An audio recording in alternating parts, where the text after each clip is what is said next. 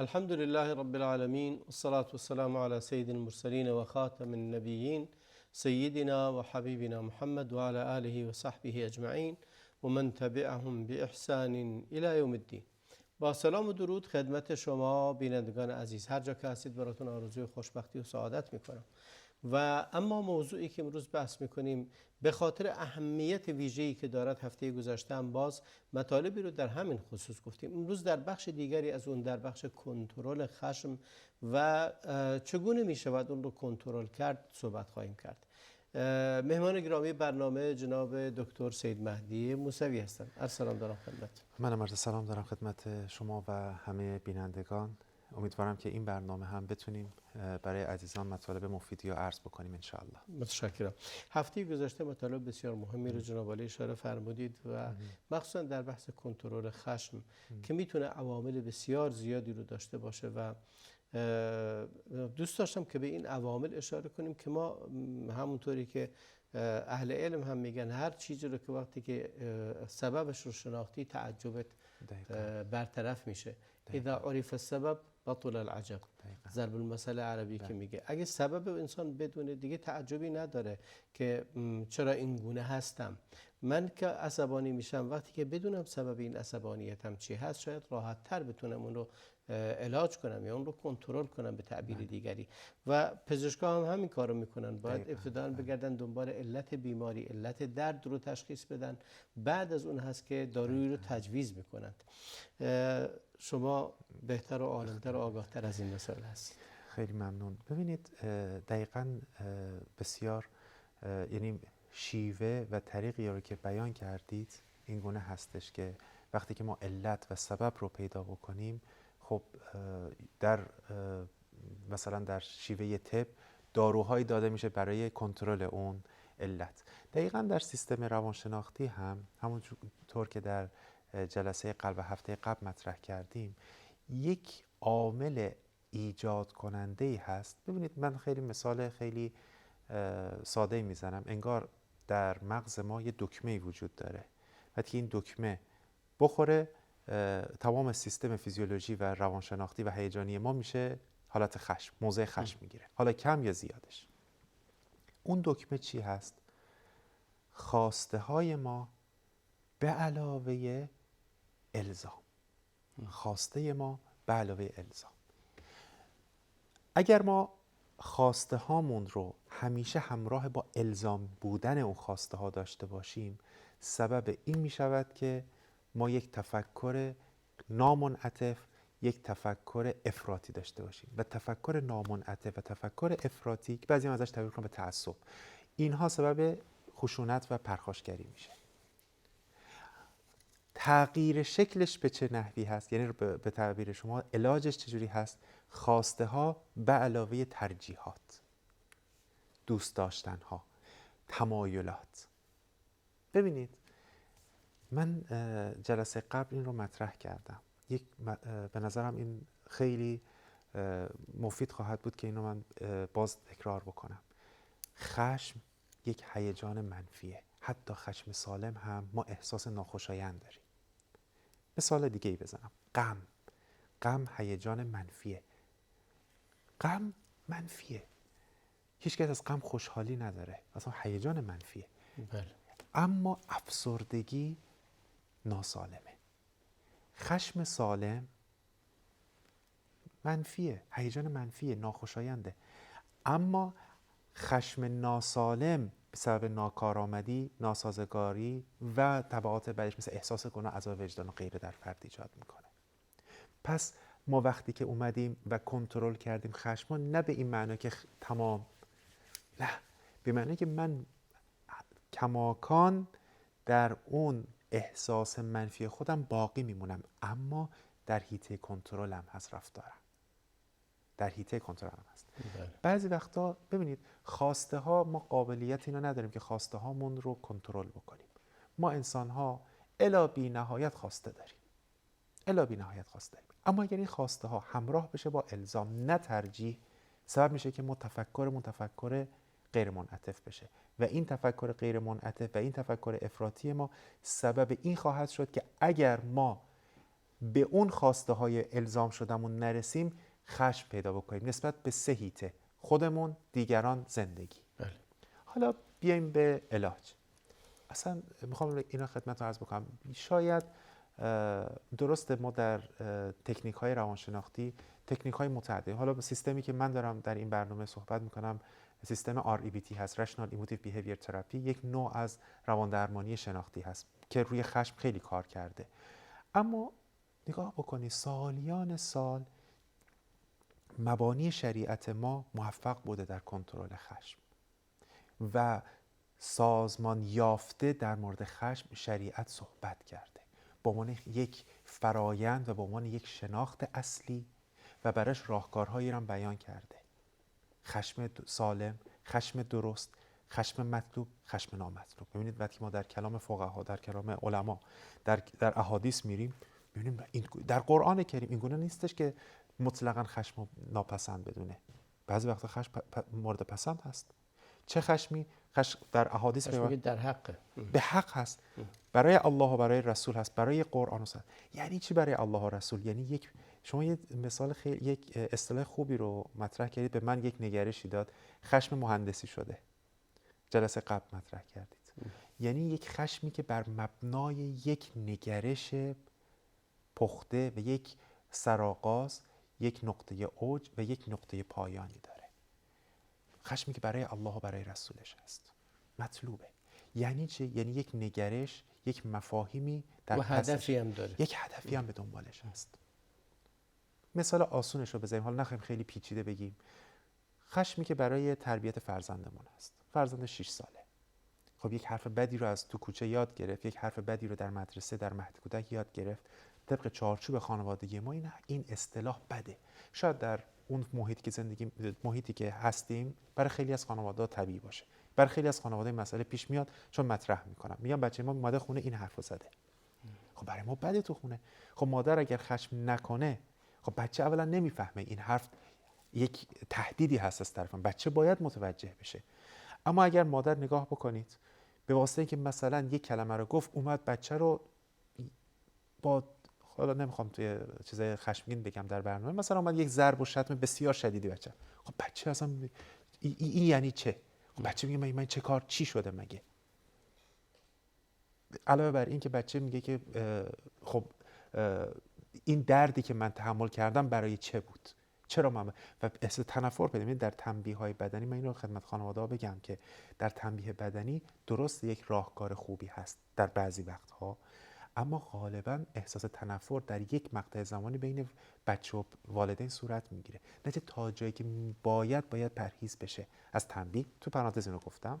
اما نگاه بکنید، پس مادر باید یک خشمی از خودش صورت بگیره، اما متناسب، یک آغازی داشته باشه. مرحله 1، مرحله 2، مرحله 3، مرحله اول محدود بکنه بچهش رو. یک خشمه. مثلا اگه بچه مثلا یک اسباب بازی داره، این حرفو زدی محروم هستی برای 2 ساعت از بازی با این اسباب بازیت. بچه میفهمه. یا امروز این اسباب بازی دیگه بهت نمیدم. یعنی تنبیه‌های یعنی یک قابلیتی رو از بچه ما سلب بکنیم. این بهترین تنبیه هست برای تغییر رفتار بچه‌ها. یک امتیازی از ما بچه بگیریم و اینها بیشتر در تحقیقات روانشناسی بیشتر از تنبیه‌های اکتیو و فعالانه تغییر رفتار ایجاد میکنه. مرحله بعد 2 روز، مرحله بعد 1 هفته، این هفته بیرونت نمیبری، بالاخره تغییر رفتار صورت میگیره. 1 دفعه 2 دفعه تغییر رفتار صورت میگیره. یک مهندسی پشتش بود. اما نگاه بکنید، همین که بچه اومد تو خونه یک حرف بدی زد، مادر بلافاصله یه فلفل بریزه تو دهن بچه. بعدا مادر چیکار میکنه؟ دهن بچه ملتهب شد. عذاب وجدان بچه‌م تا روز آخر زندگیش هم. حالا شما این مثال رو میزنی، خیلی ها به خاطر همین شاید رفتارهای خیلی کوچیک ببین بچه‌شون رو داغ میکنن، دستشون داغ میکنن و کارهای عجیب غریب، پاشون رو داغ میکنن و آثاری که تا سالها میمونه. حداقل اگر از روی بدن و پوست بچه نمونه، در روان خود مادره برای همیشه خواهد موند. دقیقاً. سبحان الله. و مثلا از نظر شرعی هم این کار صحیح نیست، یعنی در این حد تنبیه. ببینید پس حساب بکنید یک دفعه به خاطر یک کلمه بیاد و در دهان بچه فلفل قرار بده، یا مثلا جراحتی داغ بکنه. خب این بیشتر داره یک مادر، یعنی اصلا میشه یک مادر بچهش رو داغ بکنه؟ مگه میشه به بدن بچه‌ش که یک غذا با زحمت درست میکنه تو دهانش بچهش میذاره، خودش 2 سال 3 سال غذا خورده که شیر تبدیل بشه به بچه خودش، از جسم خودش بده؟ مگه میشه یک مادر بچهش رو آسیب بزنه؟ پس وقتی که داره بچهش آسیب میزنه یعنی خارج از کنترل، خارج از حیطه کنترل. شاید اصلا این رو به عنوان یک نگرش، به عنوان یک چیزی یاد گرفته خودش هم که بله یکی از راهکارهای تربیتی همین داغ کردن بچه یا تنبیه بدنی کردن است. دقیقاً. متاسفانه همون چیزی که در جلسه قبل من مطرح کردم که ما نوع قضاوت کردن و رفتارهای که به دنبال قضاوتمون هست ما از تربیت و از محیطمون میگیریم و این یک مسئله بسیار پیچیده‌ای هست. یعنی در بحث خشم و در بحث پرخاشگری، بهتره من این رو بگم، بله. در بحث پرخاشگری آیتم های جامعه شناختی، یعنی نوع تربیت هسته خانواده، مدرسه، محله، شهر، لیبل هایی که فرد بر خودش میزنه، ما فلان قوم هستیم اینطوری میزنیم. لیبل هایی که فرد به خودش میزنه، همه اینها در نوع پرخاشگری و ما ازش در روانشناسی شناختی بهش میگیم تفکرهای اسرارآمیز، یعنی نه منطقیه نه واقعیه، یه چیز خیالی هستش که فرد میگه ما اینطوری بچه‌مون رو تنبیه میکنیم. بچه میخواد اگر اصلاح بشه باید مثلا این گونه مثلا کتک بخوره. از این گونه بینش ها، از این گونه نگرش ها در افراد وجود داره که این خودش از حیطه روانشناسی میشه گفت خارج میشه و وارد حیطه جامعه شناسی میشه و البته لینک ها و همگونی های با یکدیگر داره. پس نوع این مادر، پس تفاوت مادری که بچهش رو مراقبت میکنه که بهش آسیب نخوره، بچهش رو مراقبت میکنه، به بچه خودش ممکنه آسیب بزنه. پس چه کار بکنیم که خشممون مثمر ثمر باشه، به قول شما مهندسی شده باشه، ابتدایی داشته باشه، بالا بره و به پایان برسه و یک ثمره‌ای برای ما داشته باشه، تا یک خشمی که نه در کنترل ما هست، نه رفتارمون، نه فکرمون، نه هیجانمون و نه کلاممون. اینها ما در موردش صحبت میکنیم که چگونه میتونیم این رو تغییر بدیم از این خشم ناسالم به خشم سالم، یا چطور میتونیم از این حالت افسار گسیخته، از این حالت که در حیطه کنترل ما نیست، تبدیلش بکنیم به کنترل شده. گاهن میبینیم که این خشمی که صورت میگیره به علت شاید نوعی دفاع هست، نوعی دفاع از حریمی که برای خودمون درست کردیم. گاهن میبینیم یک کسی یه حرفی بهمون میزنه، فکر میکنیم که این حرفی که ایشون زده حالا اهانتی کرده، یا حرفی زده این حرف اهانتیه به ما، یا این حرف تهمتیه به ما. اون وقت واکنش نشون میدیم و به صورت عصبانیت و خشم رو ابراز میکنیم. ولی میاد سراغ این که این خشم حتی اگه درست هم باشه، اگه نامتناسب باشه، باز هم آسیب خودشون میرسونه. ولی بعد از میان برنامه از شما توضیح بیشتری میخوام. توقفی میکنیم، برمیگردیم خدمت شما بینندگان عزیز.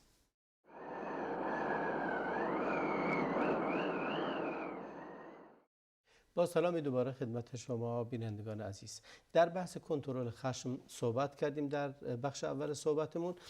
چیزی که مطرح میشه بعضن، حالا یا برداشت غلط، من تصور کنم که فلانی داره با این رفتارش به من اهانت میکنه، این حرف زد منظورش اینه، منظورش اونه، و تحلیل و تجزیه میکنم و نهایتاً به این نقطه میرسم. یا حتی اینقدر وقت نمیبره. جناب چند بار تعبیر زدید که کمتر از چند ثانیه هست اتفاق میفته. این رو تلقی میکنم به این که توهین و یا بدی در حق منه، بعد واکنش رو نشون میدم که اصلا متناسب با این نیست. نوع عصبانیت هم حتی اگه به حق باشه اندازه نیست، اندازهش خارج از اندازه هست، باعث میشه که مشکلات بزرگتری رو ایجاد کنه. دقیقاً. انشالله اگه موافقید رو همین مثالی که شما گفتید تا آخر برنامه روی همین جلو میریم که بیشتر بتونیم روش ارزیابی بکنیم.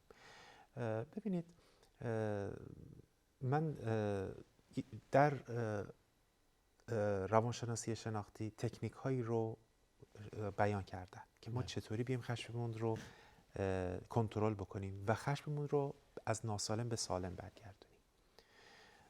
من دقیقاً متناسب با تکنیک هایی که روانشناسی نمیگم 100%، اما ماهیت و مفهومی که در تکنیک‌های روانشناسی شناختی برای تبدیل خشم ناسالم به سالم بیان شده، در مباحث دینیمون در دو مفهوم یافتم. در حلم، یعنی یک مهارتی در شریعت به نام مهارت حلیم بودن، و دیگری مهارت عفو کردن. این دوتا یعنی دقیقاً تکنیک هایی که گفته میشه در خورد مفهوم حلم و عفو ما میتونیم پیدا بکنیم.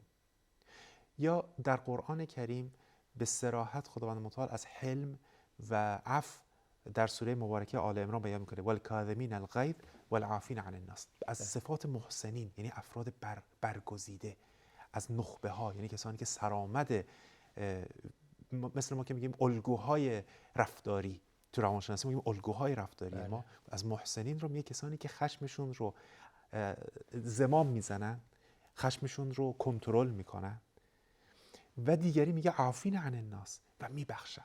پس این دوتا با واو هم، یعنی دوتا باید همراه با هم بیاد، یعنی کظم غیظ و بخشش دیگران با یکدیگر. ببینید حلم رو من اول یه تعریف کوتاهی بعضی حالا در تعبیر همین کظم غیظ، بعضی حالا من شنیدم از بعضی از حالا روانشناس بودن یا کسانی که در این باب صحبت کردن، میگن نباید غیظ و عصبانیت رو فرو ببری، باید این رو ابراز کنی. قرآن میفرماید کظم غیظ کردن. این کظم غیظ کدوم یکی از این معانی رو تایید میکنه؟ ببینید مطلقا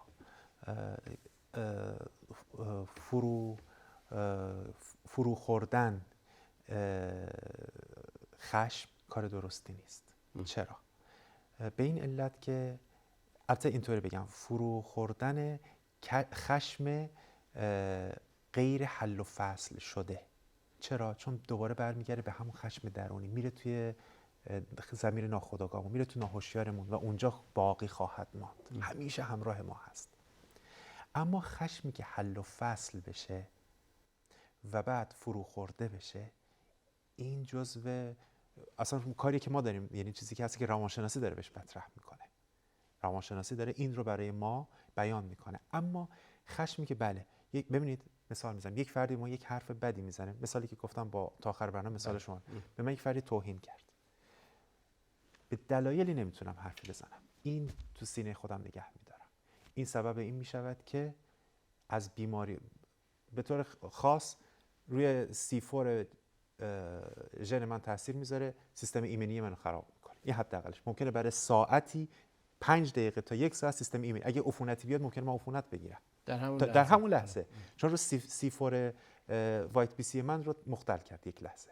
این حداقله. تغییر از نظر هیجانی من دچار یک کمپلکس شدم، در یک فشاری هستم ولی دارم نقش بازی میکنم، یک تعارض شدید هست، از نظر شناخت تمرکز دیگه ندارم.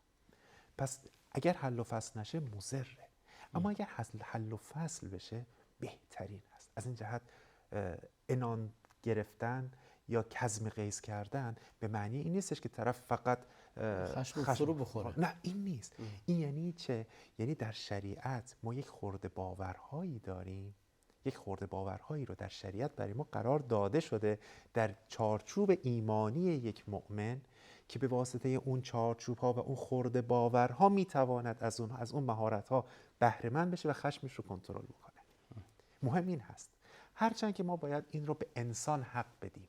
من اینو میخوام این رو به عزیزان بگم. اگر یک مؤمنی خشمگین شد، به معنی نیستش که مؤمن نیست. ما این مشکل اساسی که با عزیزان دیندار داریم همین هست. میگه من مضطربم، ذکر میگم آروم نمیشم، من پس مؤمن نیستم.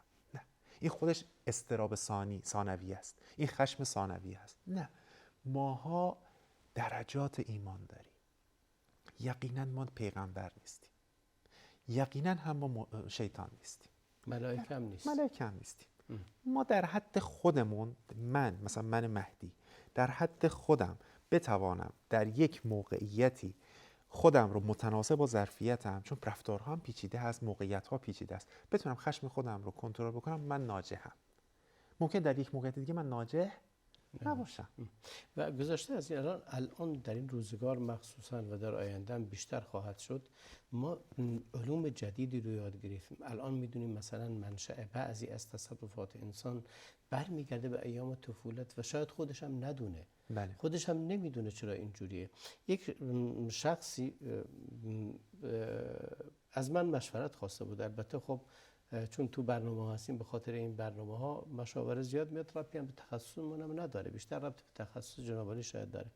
بحث اینه که میگه نسبت به جنس مخالف خیلی وضعیت هم بده، ربطی هم نداره به زیبایی و زشتی، میگه ربطی هم نداره به این که اصلا به درد میخوره این آدم به درد نمیخوره، ولی نسبت به همه خودم میدونم بده، خودم میدونم اشکال داره، خودم میدونم هیچ این چیز کار حرامی هم هست، ولی همینطوری حرف زدنش حرف میزنم، عملا کاری نمیکنم ولی حرف میزنم و هر کاری میکنم قابل کنترل نیست.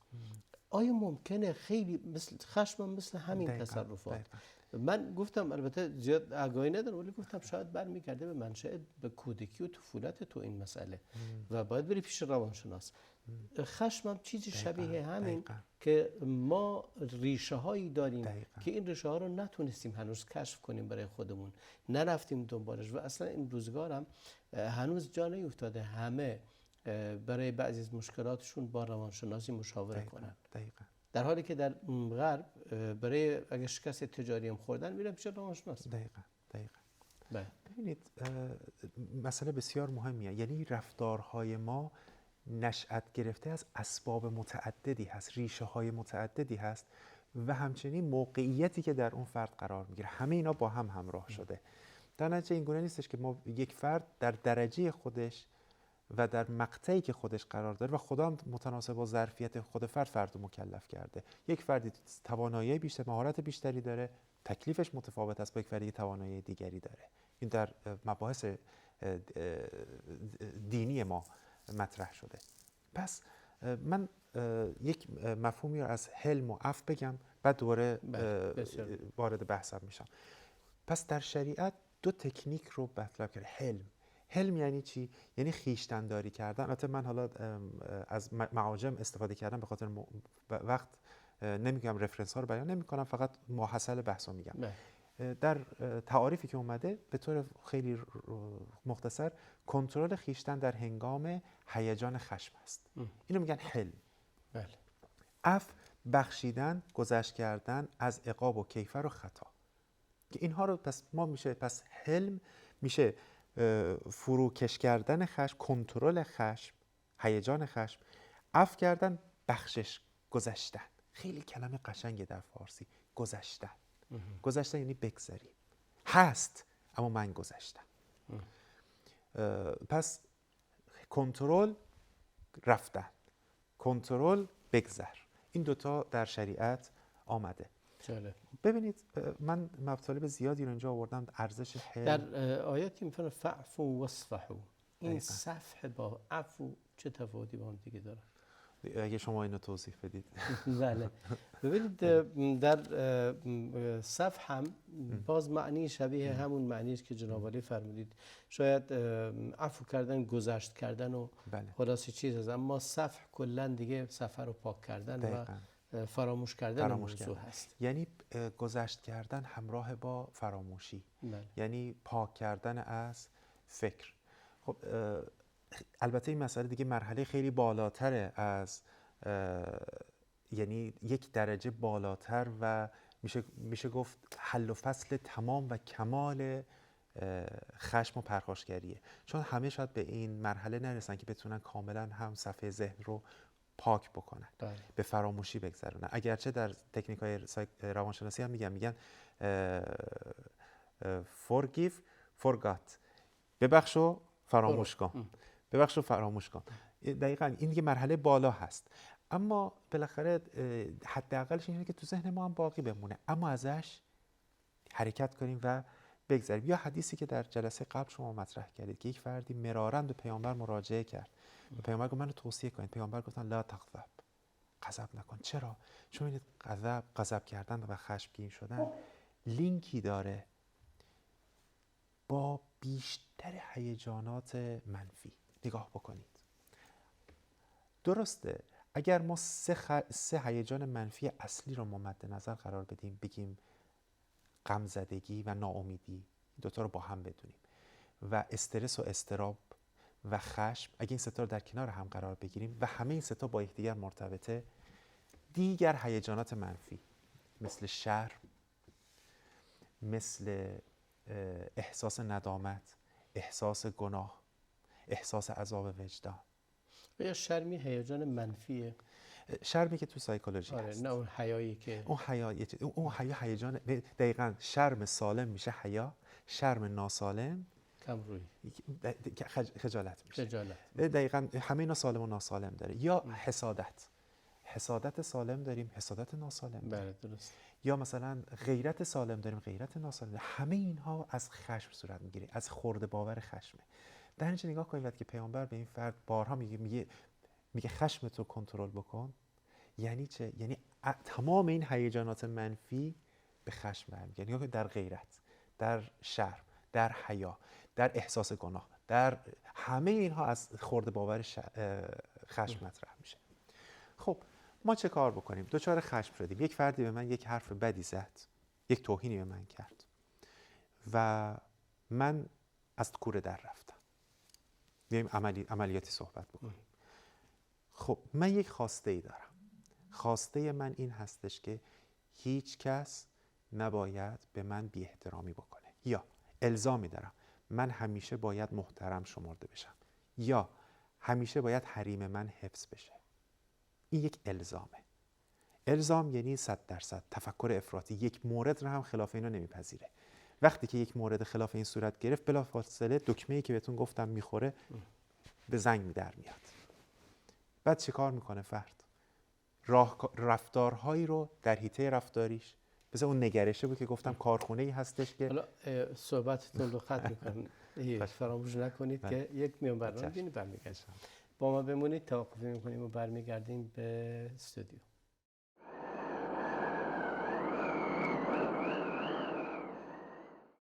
با سلامی دوباره خدمت شما بینندگان عزیز.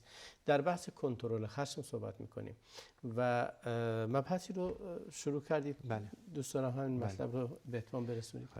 ببینید، نگرش یک کارخونه، همونطور که خدمتتون عرض کردم، یک کارخونه‌ای هستش که ازش فکر، هیجان و رفتار صورت میگیره. نگرش یک فرد این هستش که من همیشه باید محترم شمرده بشم، من همیشه باید کسی به من بی احترامی نکنه، همیشه باید مورد احترام واقع بشم. این الزامش هست. همیشه باید حرفم رو اطاعت کنم. همه باید حرفم رو اطاعت کنن. و اگر کسی این الزام من را شکست، آدم خوبی نیست و من اجازه دارم که بر اون پرخاش بکنم. این یک نگرشه. وقتی این نگرش وجود داشته باشه، فرد به خودش اجازه میدهد که پرخاش بکنه. برعکسش هم هست. اگر به من رئیسم اهانت کرد، نباید حرف بزنم. اینم یه نگرشه. اینم ذلت پذیریه. اونم غلطه. اون احساس حقارته. اونم یکی از تفکرات، یکی از نگرش. هر اهانت، یعنی کسی که آمادگی این رو داره هر اهانتی رو بپذیره و هیچ جوابی نده. فحش دادن خودش رو جواب نده، بد گفتن جواب نده. از طرف مقابل اون یکی هم کمترین حرکت رو توهین بدونه. اون اسمش احساس اون نگرش حقارته. اونم یک بحث جدایی داره که باز از خشم نشأت میگیره. برای همین میگم خشم بحث بسیار مهمی در هیجانات منفی ماست. خب وقتی که این نگرش رو داشته باشه، به خودش اجازه میده که طرف مقابل رو ارزیابی پایین انجام بده. حالا خشمش رو به یک نحوی نشون میده. بعضی وقتا خشم‌ها، ما بهش میگیم خشم‌های رفتارهای جایگزین. رفتارهای جایگزین چیه؟ غیبت کردن. میشینه طرف غیبت میکنه. خشمش رو با غیبت نشونه. غیبت یک خشمه. بله. غیبت یک خشمه. ببینید پس پیامبر فرمودن که لا تغضب. خشم بسیار ریشه تهمت، مسخره، همه اینا خشمه. فحاشی کردن بعضی وقتا پشت سر، امروز در جامعه خیلی زیاده. دقیقاً. یا به یک نحوی آسیب رسوندن. میگن صفحه گذاشتن، زیر آب زدن، این اصطلاحاتی که تو عوام استفاده میکنن. اینا همش پرخاشگریه. همه اینا پرخاشگریه. یا اون فرد رو وصف به یک شکل حیوان داره. مثلا طرفو دید بعضیا میگن طرفی مثلا به اسم برای اون فرد میذاره. اینا همش پرخاشگریه. بعد اینا میگیم رفتارهای جایگزین. بعضی وقتا رفتارهای غیر جایگزین هست، طرف مستقیما داد و بیداد میکنه. این یک نوع هست.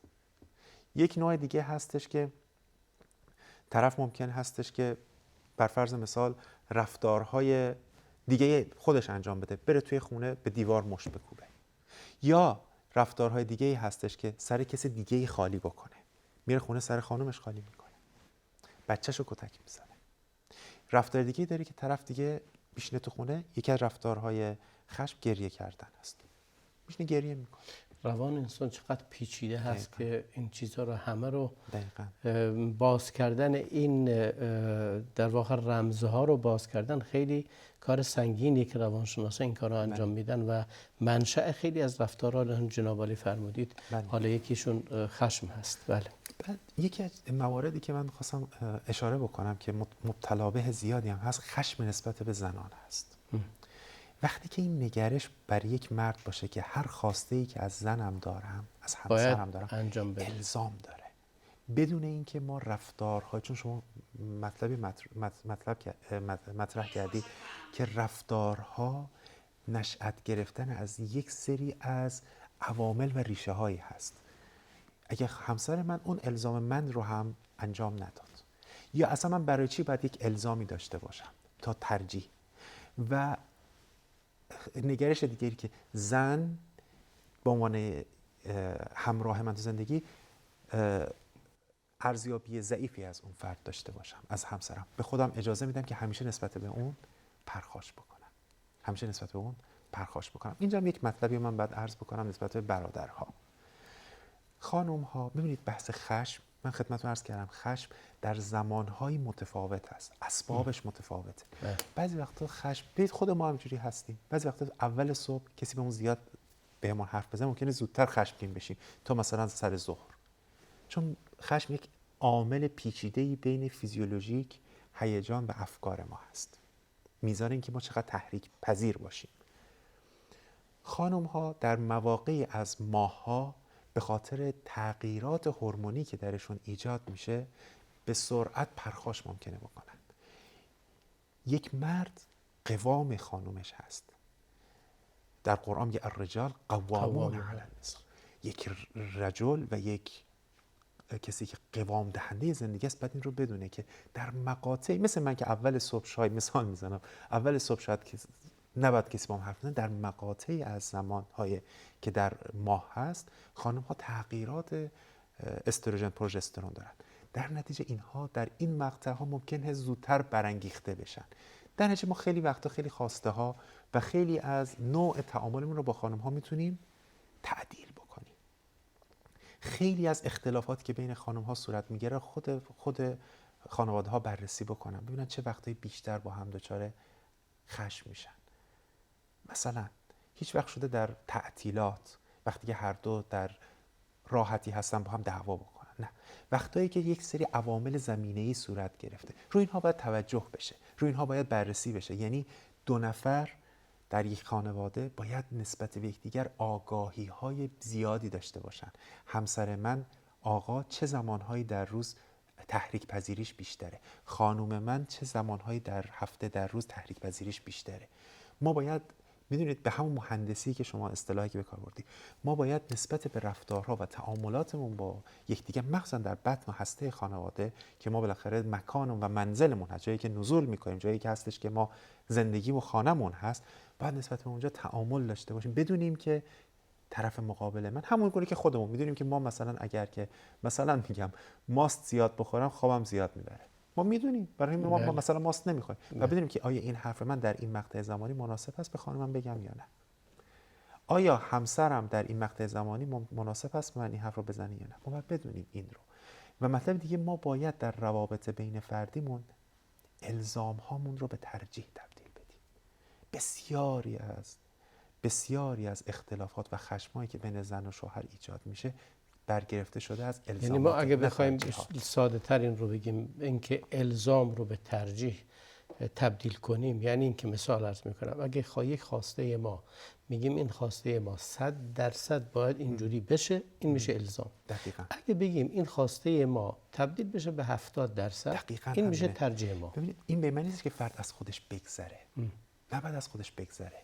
من اتفاقاً روی این تاکید میخوام بکنم. خواسته به قوت خودش باقی. گفتم خواسته به علاوه الزام، خواسته به علاوه خواسته باید باقی بمونه. اگه ما خواسته هم کنسلش بکنیم، داریم یک فشار روانی به خودمون میاریم. از یه جای دیگه صداش در میاد. خواسته بعد به طرف مقابلمون هم بعد بگیم خواسته من اینه. اما از الزام به همونجوری که شما گفتید 70%. ببینید ممکن هست خانم من نتونه در یک ماه، در یک هفته اون چیزی که من طلب کردم رو برای من فراهم بکنه. اما بالاخره اینجوری نبوده که یقینا 100% انجام نداده باشه. بالاخره مواردی رو انجام داده. ما باید نسبت به یعنی یک انعطافی داشته باشیم. از همون گفتم چون وقتی که الزام ایجاد بشه، تفکر ما، روابط ما، نوع تمایل ما افراطی میشه. 1% هم عفو گذشتمون ایجاد نمیشه. این یک موردی بود. اما نمیدونم چقدر فرصت داریم. فرصت هست. ببینید یک سری حالا غیر از این در روانشناسی میگن الزام شما تبدیل بکنید به ترجیح و اساسا این تغییر وقتی که صورت بگیره سبب میشه که ما بتونیم نگرش هامون منعطف باشه، از افراطی خارج بشه و بتونیم خشممون رو کنترل بکنیم. وقتی یک مرد بگه که بابا حالا 3 دفعه خانمم انجام نداد این کارو برای من، 5 دفعه که انجام داد، ناراحت میشه. خشمم اگه بشه به خانمش میگه دیدی این کارو انجام ندادی، نه که صداشو ببره بالا، نه که خونه درو بکوبه، نه که خدای نکرده چیزی بزنه زمین بشکنه. خشمش رو کنترل میکنه، میدونه که چطور صحبت بکنه.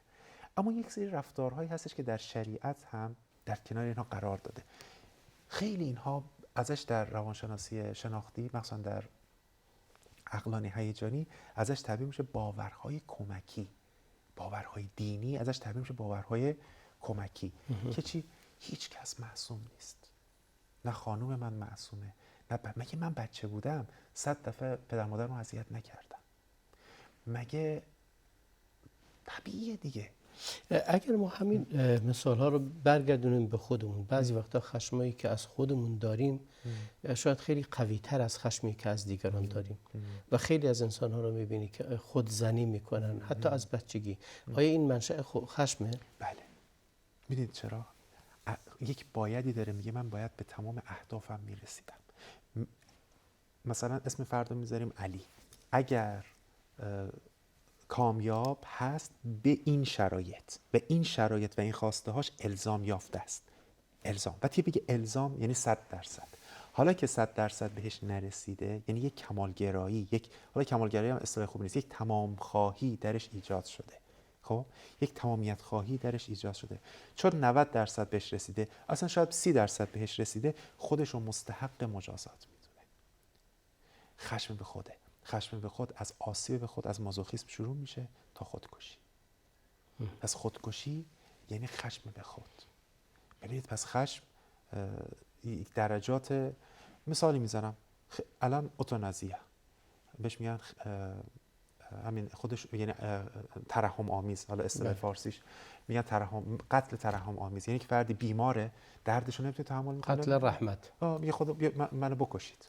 یا حیوانات رو میگن بکشید. آیا واقعا آیا این خشم یعنی این که یک فرد این الزامو داره که من تا آخرین لحظه زندگیم باید بدون درد، در راحتی، در آسایش الزامش هست، حالا که خلاف اون صورت گرفت به خودش این حق رو میده که من یا دیگری رو بکشم یا خودم دستور بدم من رو بکشم. برمیگره از این که یک فرد به خودش احساس خشم داره.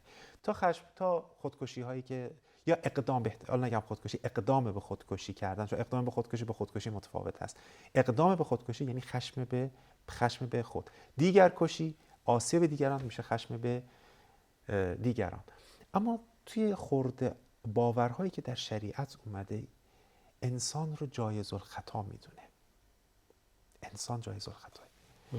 همون گونه که پیغمبر هم، البته خب مواردی هست که پیغمبر هم در قرآن الکریم خداوند متعال عتابش کرده، دیگر انبیا رو هم، حالا نگیم به معنی ذنب، اما عتاب شده. پس خطا پذیری یکی از ملزومات انسانیه. من مهدی بسیار خطاکار هستم، یک نفر دیگه ممکن هستش که خطاش کمتر باشه، یک نفر هم پیامبر هست، وجود پاک پیامبر هست. قرار نیست پس همسر من خطاکار نباشه، قرار نیست مدیر من خطاکار نباشه، قرار نیست دوست همسایه من خطاکار نباشه. پس همونگونه که من خطا میکنم اون هم خطا میکنه. حق دادن به خطا پذیر بودن خود و دیگران. یک دقیقه تا پایان برنامه وقت داریم. دوم، اصل کرامت انسانی که در شریعت بهش مطرح میشه. سوم، اصل جداسازی رفتار از کرامت انسانی. انسان به ما هو انسان محترمه، رفتارش رفتار بدیه. اگر بچه‌مون از بچگی کار بدی انجام داد، نگیم مریم دختر بدیه، بگیم مریم دختر خوبی کار بد کرد. اگر به انتهای برنامه رسیدیم. بسیار متشکرم از حضورتون جناب دکتر سید مهدی موسوی و از شما بینندگان عزیز که تا این لحظه با ما بودید. بسیار متشکرم. امیدوارم که تونسته باشیم که بخشی از مشکلاتی که مرتبط به خشم و خشونت هست رو صحبت کرده باشیم. گرچه خشونت جدا هست از خشم به نوعی، ولی امیدوارم که در هفته‌های آینده بتونیم بخش دیگری از هیجانات منفی رو برای شما عزیزان مطرح کنیم و توضیحات و راهکارهایی رو برای تغلب بر اونها و کنترل اونها داشته باشیم. تا برنامه دیگر همه شما عزیزان خدا بزرگ میسپارم. صلی الله و بارک علی محمد و علی آله و صحبه اجمعین.